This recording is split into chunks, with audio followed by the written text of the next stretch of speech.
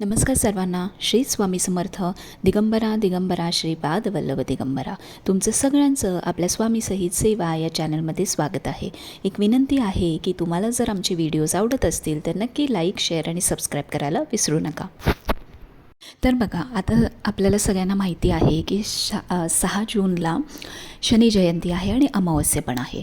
तर त्या दिवशी ऑलरेडी काय काय उपाय करायचे आहेत ते आपल्या लास्ट व्हिडिओमध्ये आपण बघितलेले आहेत. पण ज्या लोकांना शनी दोष किंवा जे 7.5 किंवा 7.5च्या मध्य अडीचकी किंवा शेवटच्या अडीचकीमधून जात आहे, जसं मकर रास, कुंभ रास, मीन रास आणि आता पुढच्या वर्षी ज्याला 7.5 लागणार आहे ती म्हणजे मेष रास.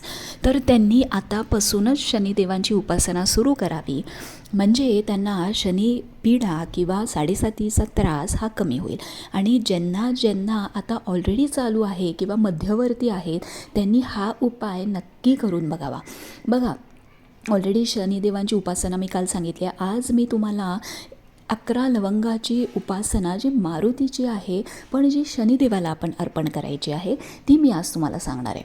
कधी पण जेव्हा आपल्याला 7.5 येते तेव्हा आपण काय करतो की आपण मारुतीची उपासना करतो.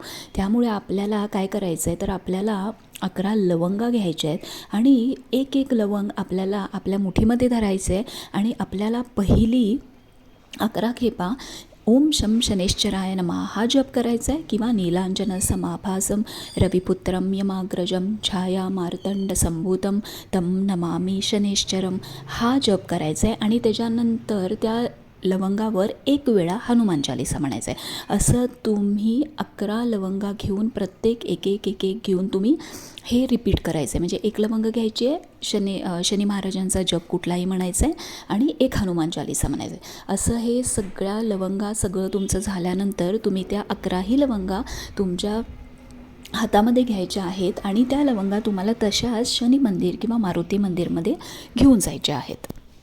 बघा, तर आता आपण जर तुमच्याकडं शनी मंदिर असेल तर शनी मंदिरच्या इथं जावा, मारुती मंदिर असेल तर मारुती मंदिरमध्ये जावा, या लवंगा घेऊन जावा. त्याच्यानंतर तिथं गेल्यानंतर तुम्हाला 11 खेपा शनी मंदिरमध्ये गेला तर शनी मंदिरमध्ये 11 प्रदक्षिणा, मारुती मंदिरमध्ये गेला तर मारुती मंदिरमध्ये 11 प्रदक्षिणा, 11 प्रदक्षिणा घालायच्या. त्यावेळेला त्या लवंगा तुमच्या हातात पाहिजे आणि शनी महाराजांचा किंवा मारुतीचा तुम्ही जप कंटिन्युअस त्या 11 प्रदक्षिणामध्ये चालू ठेवायचे आहेत. हे सगळं झाल्यानंतर तुम्ही त्या 11 लवंगा आयदर मारुतीच्या इथे किंवा शनी महाराजांच्या इथे तुम्ही अर्पण करायचे आहे आणि प्रार्थना करायची आहे की तुमचे सगळे कष्ट किंवा जे काय तुम्हाला पीडा होत आहे किंवा शनी पीडा होत आहे किंवा 7.5मधून तुम्ही जे चाललं आहे ते तुम्ही महाराजांना सांगायचं आहे, म्हणजे शनी महाराजांना सांगायचं आहे किंवा मारुतीला सांगायचं आहे. आणि त्या लवंगा तुम्हाला तिथं अर्पण करायच्या आहेत.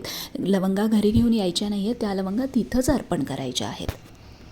आणि तुम्हाला जर मिळालं तर गोकर्णाचं फूल किंवा शमीचे जे पत्ते आहेत किंवा शमीचं जे पानं आहेत ते तुम्ही त्या दिवशी अर्पण नक्की करा. त्यानंतर तुम्ही कुठलाही जप त्या दिवशी करू शकता. मी भरपूर तुम्हाला शनिमंत्र दिलेले आहे, बीजमंत्र आहे किंवा शनी गायत्री मंत्र आहे, शनी पीडाहार मंत्र आहे, हाही तुम्ही म्हणू शकता. किंवा तुम्ही ओम शम शनिश्चराय नमः हा मंत्र तुम्ही म्हणू शकता. आणि शनी चालीसा तुम्ही त्या दिवशी म्हणायची आणि हनुमान चालीसा तर त्या दिवशी म्हणायचीच आहे. तर हा 11 लवंगाचा उपाय तुम्ही नक्की करा. तुम्हाला नक्की 7.5मध्ये फरक पडेल.